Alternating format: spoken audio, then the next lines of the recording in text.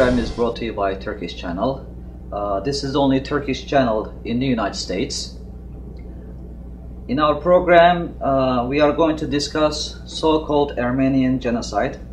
Our guest for this event, a professor of political science at Tennessee Technological University in Cookeville, Tennessee, is Michael Gunter. Mr. Michael, thank you for accepting Turkish channel invitation and joining us on our program tonight. We are going to discuss the 1915 events. I have a few questions for you regarding about these so-called Armenian genocide. My first question is, some states in the United States have passed resolutions that Turkey committed so-called genocide. What is the legal implication of this? Well, first of all, if Turkey were guilty of any crime such as genocide, it should go to a court, not a legislature. A legislature is a political organ that makes political decisions. And the legislatures that have passed these genocide resolutions have done so only because there are a number of Armenians living in the districts and they influence the legislator to vote for the Armenian point of view. If there were more Turkish people living in the district, then the legislature would not vote for such a resolution. So these so-called genocide resolutions passed by some states in the United States have no legal validity at all. They are simply political statements made by legislatures that have absolutely no idea of what happened and are simply responding to political pressures from the Armenian constituents that happen to live in the legislative district. My second question is to you. Turkey always opened their archives. How come Armenia and the other countries have not opened their archives regarding this issue? Well, first of all, let's make it very simple here. The fact that the Ottoman archives are open indicates that the government of Turkey is willing to let scholars on all sides of this issue look at the documents and make some judgment of what actually happened.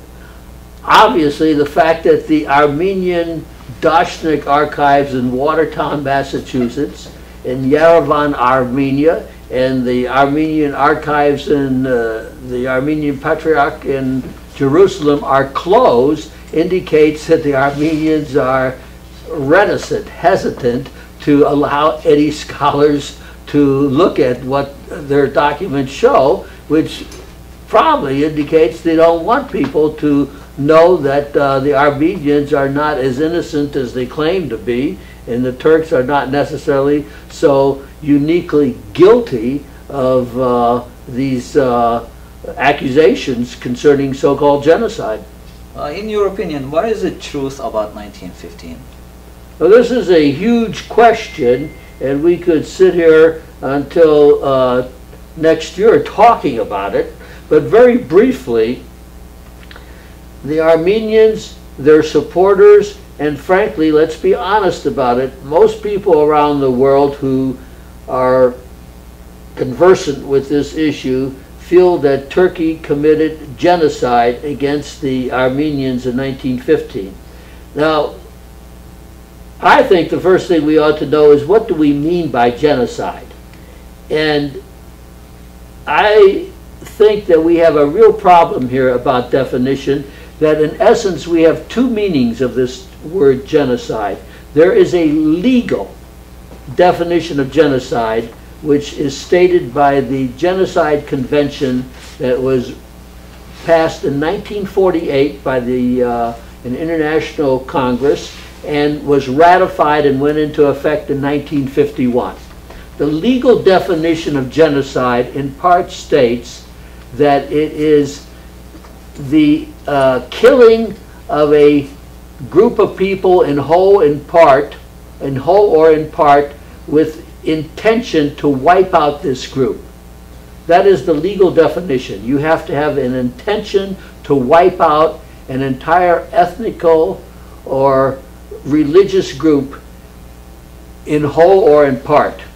Now, there is no valid document that has ever been produced that shows that the Ottoman government was trying to wipe out the Armenian population. We have all kinds of publications written by Armenians and their supporters and so-called independent scholars that have examined the Ottoman archives and claim that the archives show that this was genocide intent to wipe out the entire Armenian nation.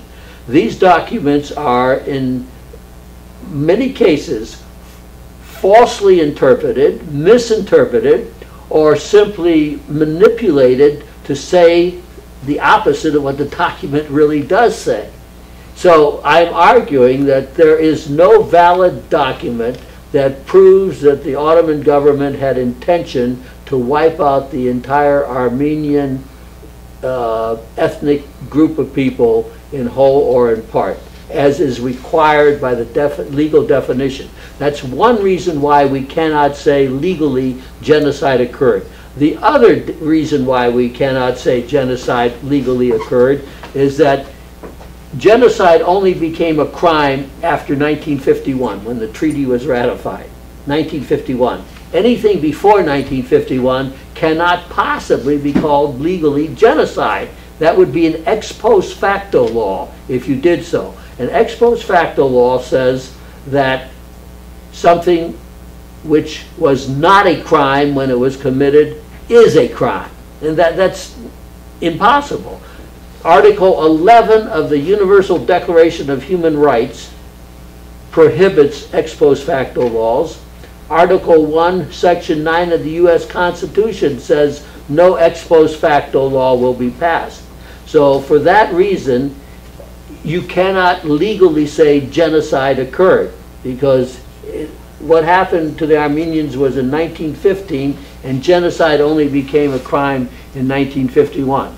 So legally, there is no valid way to say that Turkey committed genocide against the Armenians. Now, I would say that there is a non-legal definition of, a non-legal popular definition of genocide that has been conflated with the legal definition of genocide. The non-legal popular genocide definition is mass killing of people. Okay? Now, it is true that mass killing of Armenians occurred in 1915. So if that's your definition of genocide, the popular non-legal definition, okay, there was an Armenian genocide. However, the Armenians also killed Turks and other Muslims in 1915, before 1915, after 1915. So if we're going to say that by the popular definition of genocide, that the Armenians suffered genocide, I agree. And I also agree that the Turks suffered genocide at the hands of Armenians. They both were terrible to each other. This was a wartime situation. Atrocities occurred on both sides. And I must also say that when Turkish gendarmes and other Turkish Ottoman officials committed crimes against Armenians, in a number of cases, the Ottoman government tried these people, convicted them, and even executed them, because certain Ottoman officials did murder Armenians. And the Ottoman government punished them for doing this, because it was not the intention of the Ottoman government to do this. Some bad elements did it. The Armenians have never tried any Armenians. At the time all this was occurring, the Armenians never tried any of their people for killing innocent Turks and Muslims. So if you go back to 1915, the Ottoman government even then was having, in my opinion, a better record than what the Armenians were doing. So for all these reasons, I feel that the term genocide is improper to use for what happened to the Armenians. And if you look at what the record really shows, it is a much more complicated situation in which both sides were guilty of atrocities, and neither side is uniquely guilty of some legal situation that you could say is genocide. And it is time to stop besmirching the memory of those who died in 1915 by these accusations that are so one-sided, and let's look at the entire position of both sides on this question. Also, some number of countries in the world accepting so-called genocide based on what, in your opinion? You mean the genocide resolutions? Yes. Again, it is not the business of a legislature to take a legal question like this and make a pronunciation about what happened. In most cases, the legislators have absolutely no idea what happened, and even when they do, it is not up to a legislature to make a proclamation like this. If the Ottomans or Turkey is guilty of some type of a crime, due process of law means you go to a court and you present evidence on both sides and have a neutral judge make a decision. The Armenians and their supporters have never done this because legally they do not have a case to bring to court. So they, instead of doing the proper thing according to due process of law and going to the court, the Armenians and their supporters go to legislative bodies where they have a built-in majority and get a resolution passed and there be in favor of them, which has absolutely no legal standing, is simply a political statement based on what the majority of legislators are saying because they are responding to the Armenian constituents in their district, and this has no legal standing. In the United States Constitution, in the 5th and 14th Amendment, we have due process of law. No person shall be punished for any crime without due process of law. This is simply not due process of law when you have a vote in a legislature by ignorant legislators who don't know what they're talking about and are simply responding to political pressures. So I would say these genocide resolutions passed by the EU Parliament, by many states in the United States, were just passed by the German and Austrian Parliament, have no legal standing at all and are frankly farces that besmirch the reputation of people on both sides of this issue, which deserve to have a better interpretation, a more valid interpretation of what happened. I know that you've been teaching political science at the University of Tennessee. Have you ever questioned by your students about this 1915? No. I must say that we are talking about an issue which I know is very important to Turkey and very important to Armenians. But frankly, if you took a survey, a public opinion poll around the world, I would say probably 95% of the people in the world have absolutely no idea what this is all about. This is a rather narrow question between Turkey and the Armenians and their supporters. And of course we're talking about it right now because this is the 100th anniversary of what happened to the Armenians during World War I. And if we're going to talk about what happened to the Armenians in World War I, and I will be the first one to admit horrible things happened to the Armenians in World War I.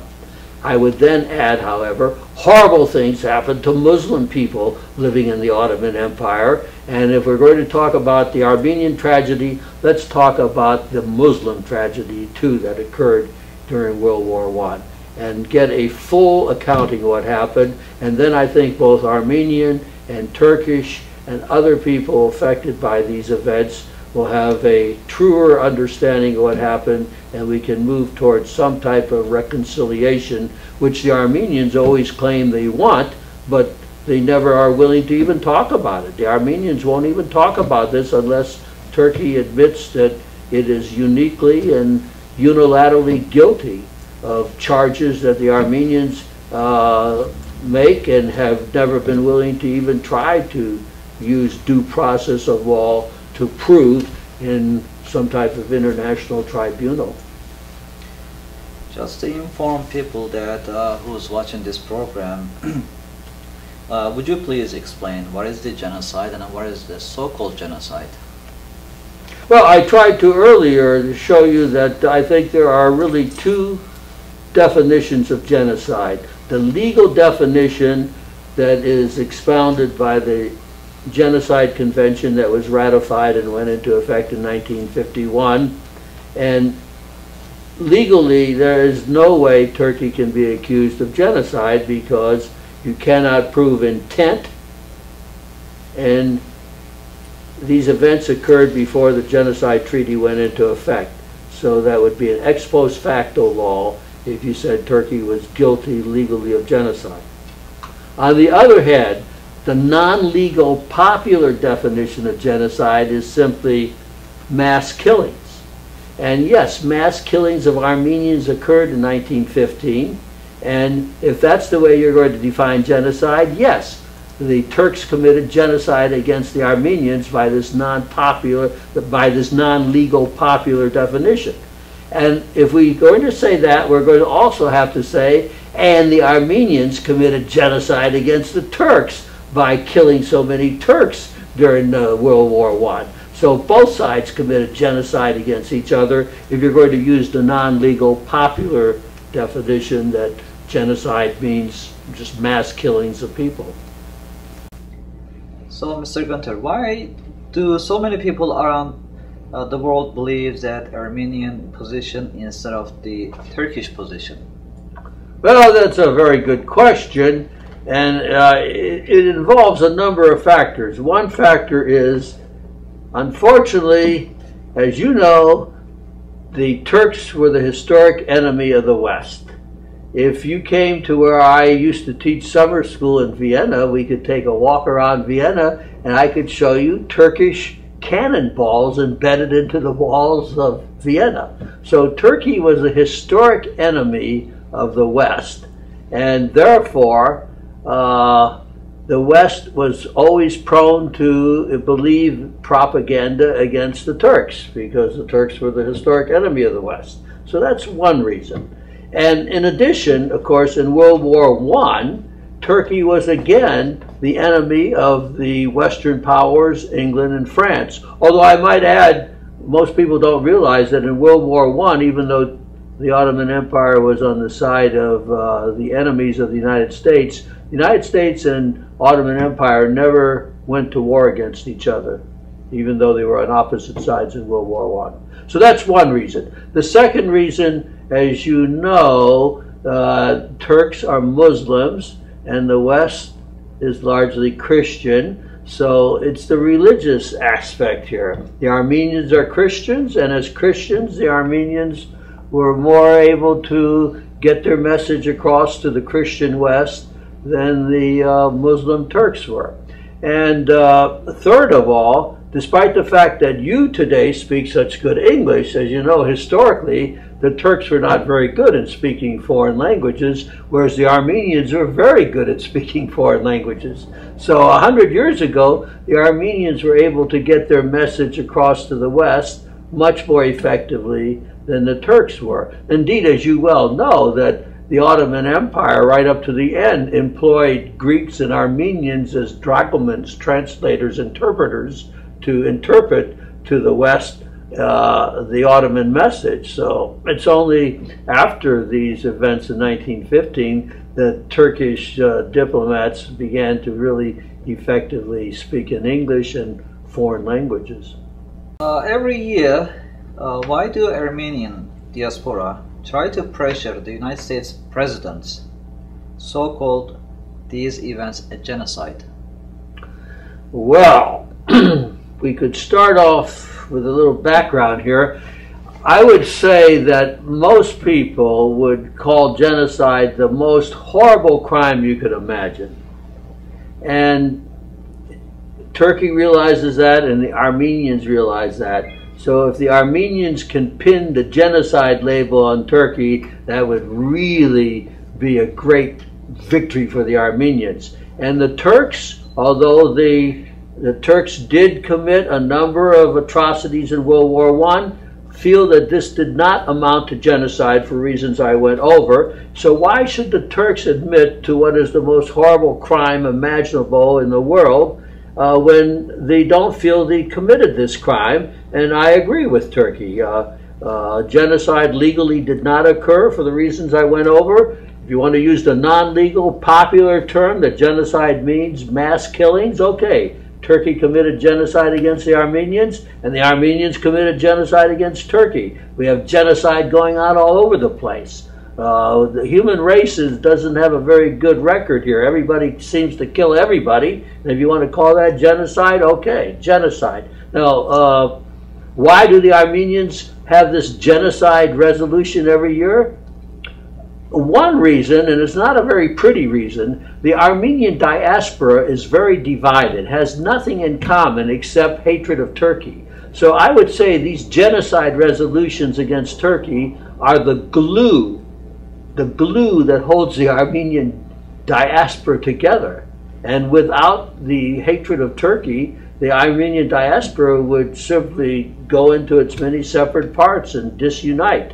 So, unfortunately for Turkey, it's simply the victim of the Armenian desire and the diaspora, the Armenian diaspora, to bring the Armenian cause together at the expense of Turkey. What if the United States president uses the word genocide? What does that mean to Turkey? Well, this would be a horrible insult to Turkey, and frankly, I would be very disappointed in the American president. As some people who know me know that I admire President Obama. I think he's a very intelligent person. I think he's done a good job as president, not a perfect job. I'll tell you the thing I like most about President Obama here is his gut reaction was to stay out of these Middle Eastern wars that are going on. President Bush got us involved in the Iraqi war.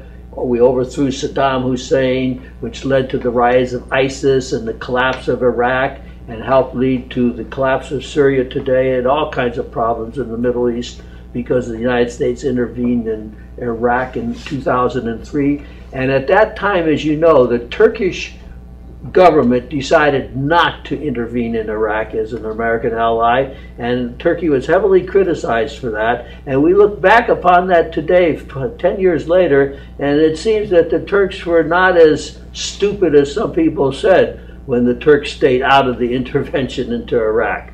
And I'm saying I admire Obama because he is basically, his gut reaction was not to just start all kinds of wars in the Middle East, stay out of the wars in the Middle East.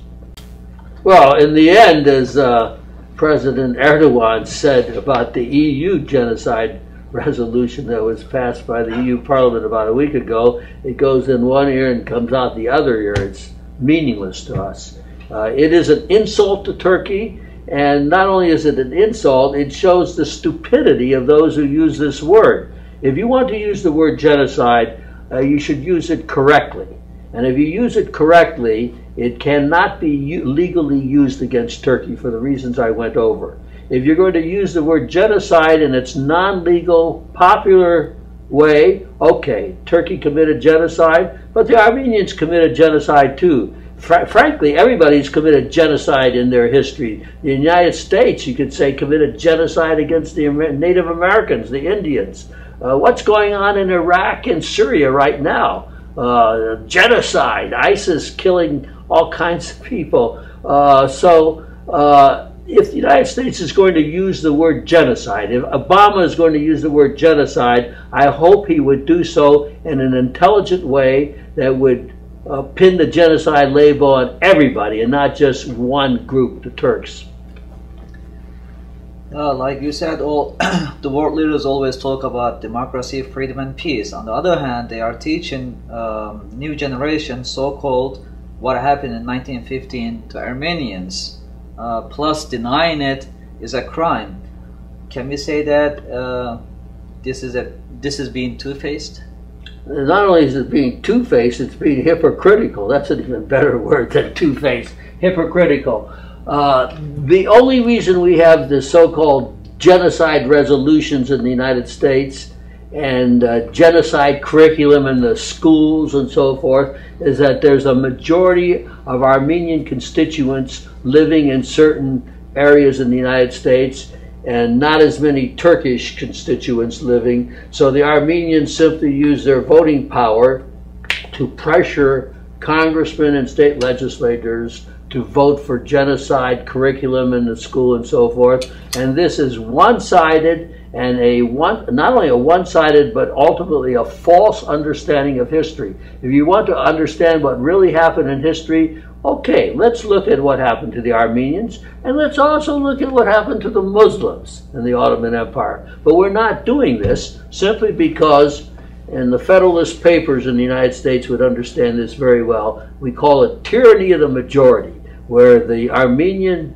population in the United States is better organized than the Turkish population and is larger than the Turkish population, so uses its voting pressures in Congress and state legislatures to bring about these genocide resolutions and curriculum which slander Turkey in a one-sided, two-faced, hypocritical manner.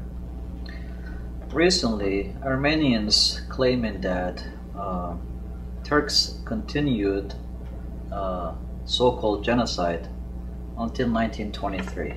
Is it really true that Turks continued so-called genocide?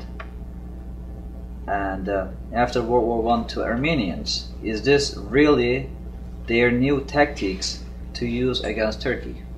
Well, as far as genocide continuing into the 1920s, no. Let me back up a little bit. If Turkey committed genocide against the Armenians in 1915, how come there were still enough Armenians left in 1918 to fight an entire war against Turkey at the end of World War I?